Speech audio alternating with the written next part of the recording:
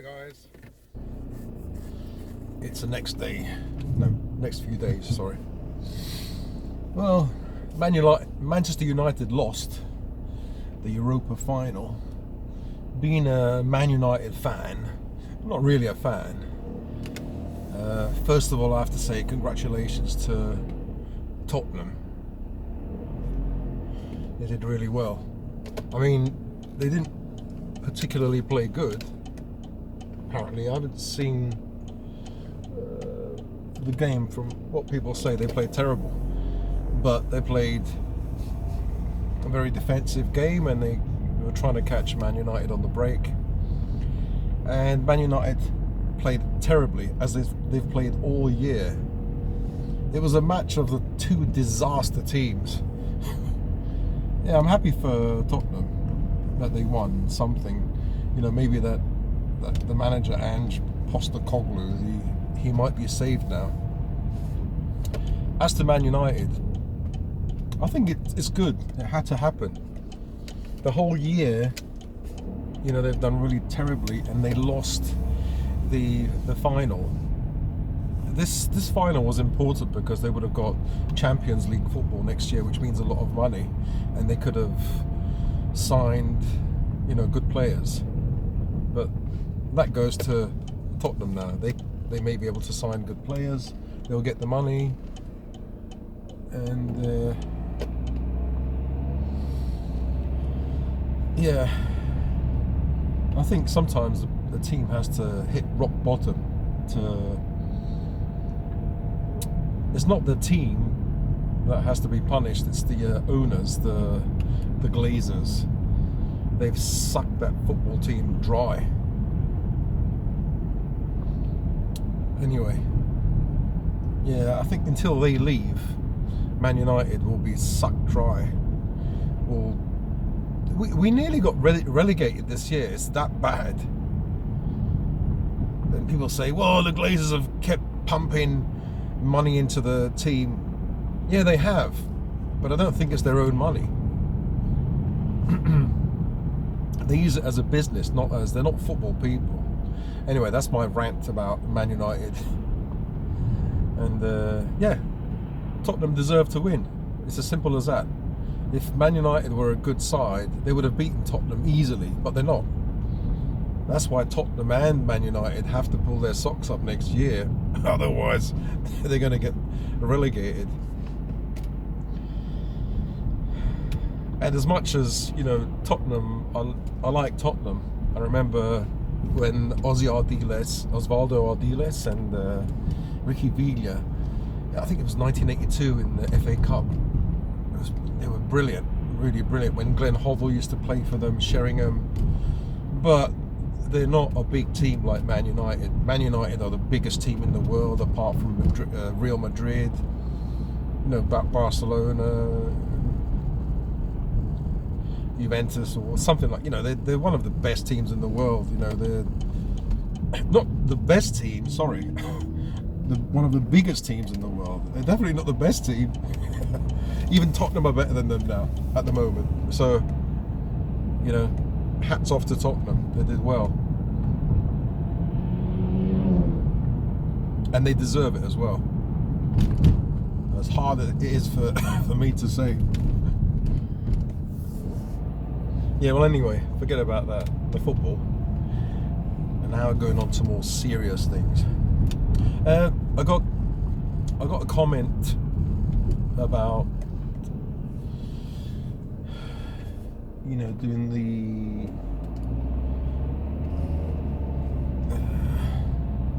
sorry, I have to think here about, you know, marketing, how to market the YouTube channel, and I was advised to create products, and I think one of my subscribers said something like, well, they don't know anything about what is it about YouTube. It's to do with popularity.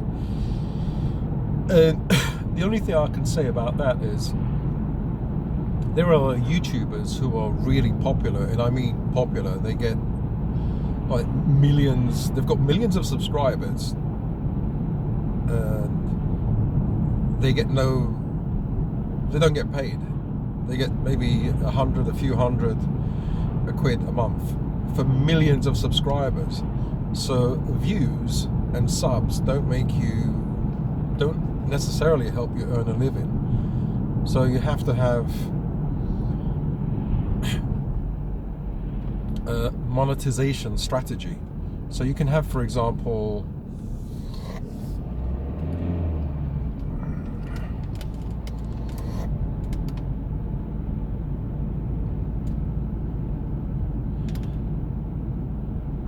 lots of views on your videos, but if the subject matter doesn't pay, so for example, if the advertisers don't pay enough, then even if you get tens of thousands of views, you're not going to get a lot of money from the AdSense program, which is the when advertisers put ads on your channel. Certain subjects get more money because the advertisers will pay more money to put their products or services in front of your viewers and their potential customers, because what they sell are more kind of high ticket. They can charge a decent amount for their services or products. So things like insurance, these money making programs or whatever, they tend to pay more. But if you talk about diets and health and like personal things like depression, it doesn't really, I don't think it pays that much. So certain subjects will pay more. For example, insurance will pay more up here, and whereas we're talking about depression, will pay down here. So what that means is, if you get 10,000 views in a video, you talk about depression, you get maybe, if you're lucky, 100 quid. It's just off the top of my head. And for the same amount of views, you would get a few hundred quid. So, you can do less work, well, the same amount of work, and get more money if you're doing videos about insurance or another subject that pays more. So YouTube doesn't, all the videos don't get paid the same rate. So depending on which area you create videos, what your niche is, or in America, niche. Why do they call it niche? It's niche to you Americans out there. Niche or niche, depending on your niche area, it will depend how much you get paid. So going back to the commenter who said it's all down to popularity, it isn't, because there are YouTubers who are really popular and have millions of subscribers and have millions of views but are struggling to pay their bills. Why is that? Because they assumed that with their videos they could monetize through AdSense and get loads of money. But no, you don't. YouTube used to be like that. You just created the channel and videos, and you made money. Nowadays, like this, I don't know, billions of videos. You can create a channel, and if you don't upload anything, you can get lost. No one will ever find you. It's that massive. It's that vast. So you have to monetize in other ways. And so what these guys were saying to me is that if you monetize in other ways, it won't matter if you get fewer views, because the monetization strategy is different. So when you go for the basic monetization strategy, which is AdSense, when you see the adverts in the videos, which you will see on these videos, and I'm not getting any money because the tax situation hasn't been sorted out. So, and I don't know if I'll ever get any money from them, as long as the tax situation isn't sorted out. And I've sent them forms and everything. They haven't done anything. So I don't know. It's not in their interest. They're making money, and it's up to me to send the appropriate documents, which I did. But I don't know. So this is another reason. If YouTube then get a bit funny and don't pay you, then at least you have another strategy, another avenue. And so they're not paying me through adverts, which would have been a little bit anyway, tiny amount. Even if I have tens of thousands of views per video, you're looking at maybe £150 a whole month. That's 2 or 3 videos a week. And if they're all really successful and they get lots of views, like that tranny one, I'd have to talk about things that are controversial, which I don't want to, and then get bullied by trolls. So yeah, so another strategy would be, or a more intelligent strategy would be, to sell my own products, not on anybody else's products, if I can avoid it. There is also, you can become an affiliate, which means you put a link at the bottom of your description in the channel, or say, click the link below. I'll be saying that soon. No, I won't. Well, I don't know. I don't want to sell anybody else's product, because what happens is these affiliates, let's say you purchase, I don't know, a dog training manual for $20 or whatever. So they say, we'll give you 50% of the 50% cut. So you think, great, I get $10. And so you keep pumping out videos about dog training or whatever, or how difficult it is to train your dog. And so you might get, I don't know, 10 people who buy this PDF or course or whatever. So you get, say, $100, and the company gets $100. But that's it. You don't get any repeat business. So they have the name and address or email of the buyer, and then they create a list of really hot prospects, people who've bought from them in the past.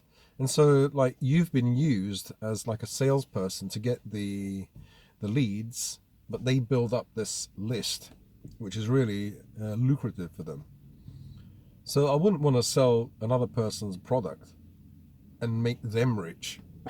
No way. If I was into it doing anything like that, I would create a list of my own buyers, my own people, and then send them offers every once in a while. And so, I would get 100% of the, of the profits or whatever, not share it with somebody else.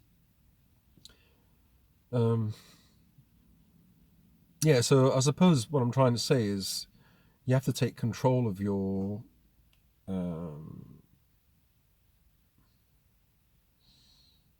money-making schemes.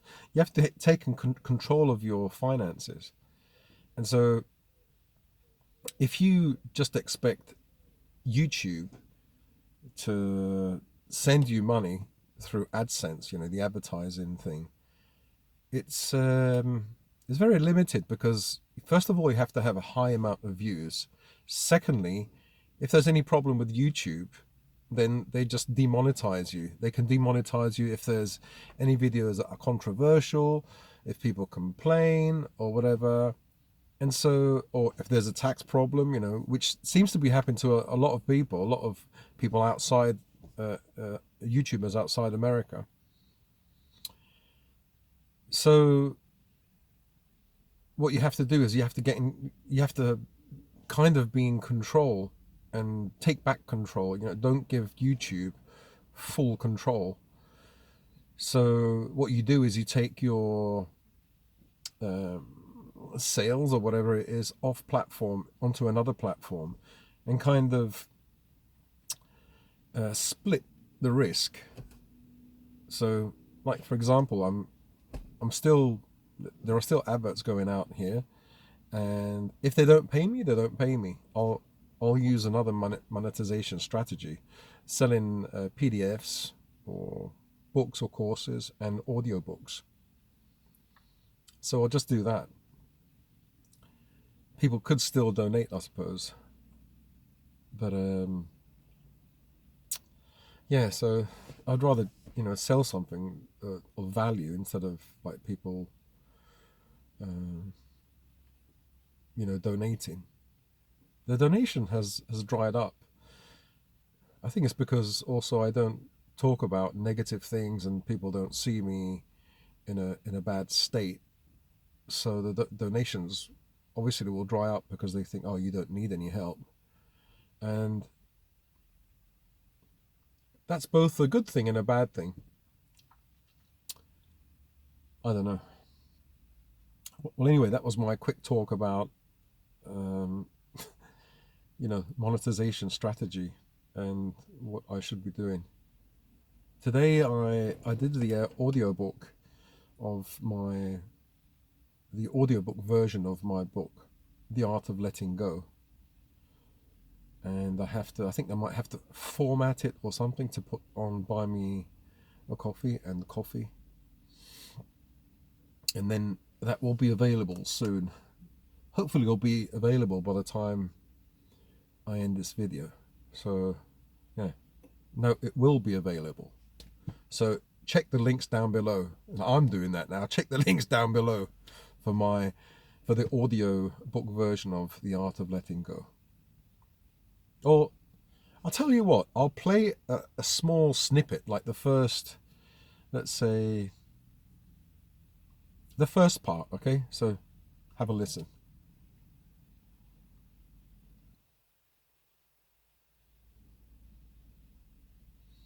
So I hope you like that little teaser. So if you want it, you just go down below and click on the link. You'll find it on Coffee and Buy Me a Coffee. I still have to create my website, but I'm a bit busy at the moment. So guys, yeah, I had an idea also, another idea of, it's really stressful because I've done a few videos now and I created them, I put them on a schedule, and up until June, until a certain, was it the second week of June? Or was it the first week of June? I'm all scheduled with videos. I think there are 2 videos a week.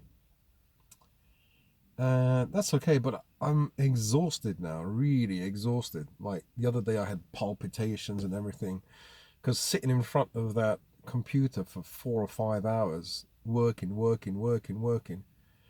it's really stressful for me. And I think the close proximity to the monitor and the PC affects me. Maybe I have that, I don't know, radiation sickness or whatever it is.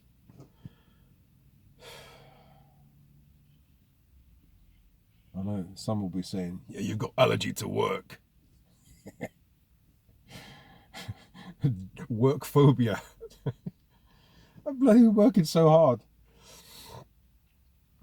Like today I worked 2 hours, yesterday 4 hours, and then when I go back home I'm going to have to work another 2 hours. I don't mind, 2 hours is nothing, it's just being in front of that computer. And I was thinking, I've got all these palpitations and stuff, so I have to lay off for a few days. And I was thinking, I wonder if I could make a video, once a month, but make that video huge, like a 1 hour or 2 hour video,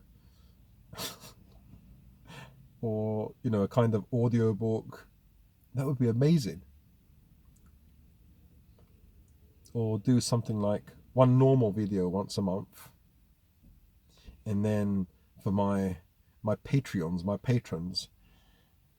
there is a platform called Patreon, where people become your member, and they take a cut, obviously, and you know, to allow you to work on that platform. And you take a cut as well. Like, people pay you, I don't know, there are tiers, aren't there? You can pay, I think, $1, $5 a month, $10, and $20, $30, or whatever you want to, and you can become a member of whoever it is. Usually it's a YouTuber, and Patreon is known quite well, so I could maybe do that. And maybe I can do like questions and answers video, and then a few videos, like just a few videos once a month. And so people can, my patrons or my members, they can you see what I'm doing, and I can take the workload off me.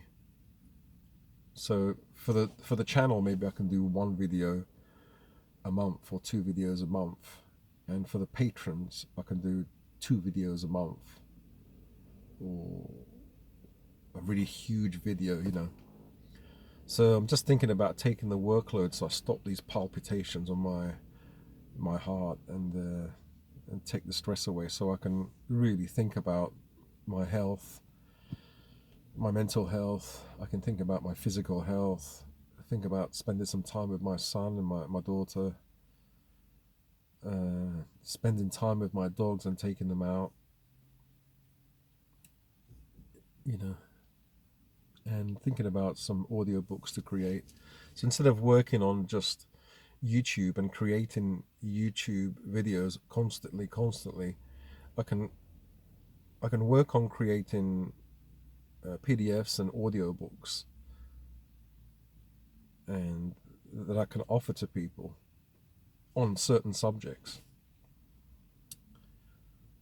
Because the situation at the moment is, I create a script or I ramble. There's 2 types of videos, and then I have to edit, and I get someone to help me to edit for some videos, but it hurts my eyes. That's why I've got these glasses, and it also hurts my body. That's why I've got palpitations. And so by the time I've uploaded the video, I've only got a day or 2 or 3 before the next video is, I have to upload another video. So I'm constantly like thinking about making a video, creating a script, recording, editing, or creating the description, the title, doing the thumbnail. So by the time it comes to like by the time I've finished all that and I've uploaded, and I don't even answer many comments as well. If I had to answer comments, I'll be busy every day. It'll be a full-time thing. It is actually a full-time thing as it is. So by the time I've finished all that, I have maybe 1 day or 2 or 3 days, and the next video has to be uploaded. So it's non-stop. Once I do all that, I've got 3 days to make, or 4 days or something like that, to make another video. And I'm just constantly making videos. You see, if I was like 25 years of age, I'd have loads of energy, I could have loads of teas, I'd have a few fags. I can't do that because it stresses me out, and my anxiety goes through the roof. I get palpitations. I've got this problem with my eye. No, I have to tell you that in a minute. So, I don't know, I might do something nutty, like create a video once a month, and then for my members, I'll create videos for them to help them in the various areas of life, in the 5 areas, as I said before: mental health, mental and emotional; financial health or wealth, you can call it; spirituality; physical health, or the physical body; and what's the other one? Is it relationships? Yeah. And within these 5 pillars, you have, well, you can call them like, what's it, archetypes. You have the angel and you have the knight, or the yin and the yang and the yin and the yang. So the yang propels you forward and you spiral upwards. This is the angel. The knight is the one that looks at the negatives, the yin, and says, so for example, let me see, give you an example. I can't think of an example because there are so many. I can think of an example, but I tend to go into another rabbit hole. So I'll tell you what I was thinking. I was thinking when it comes to mental health. Now, the angel tells you how to spiral upwards, you know, what to do, think positively, make affirmations, do positive tasks, create a nice positive timetable, mindfulness, you know, things like that. The the knight will say, yes, okay, but protect yourself from internal negative thoughts and external negative thoughts. Protect yourself from trolls and people who will give you, who will create problems for you mentally. That's if you can't handle it. If you can handle it, then fine. But so you see what I mean? The knight is the cautious one, is the defender, is the protector, and focuses on the yin. Is a kind of self-defense mechanism, will protect you, looks everywhere. The angel spirals upwards, sees everything positively. So each of these 5 pillars, then you have the yin and the yang, or the angel and the protector, or the knight. So I can create videos on these areas. So mental and emotional health, physical health, and how to spiral physically. And you know, when it comes to physically how to spiral upwards, there's loads of things you can talk about. For example, I'm interested in longevity, and so how to extend your life. But the protector, or the knight, will think of the negative, will think things to avoid, will think about certain disease processes, and how to avoid these diseases or minimize your chance of getting these diseases.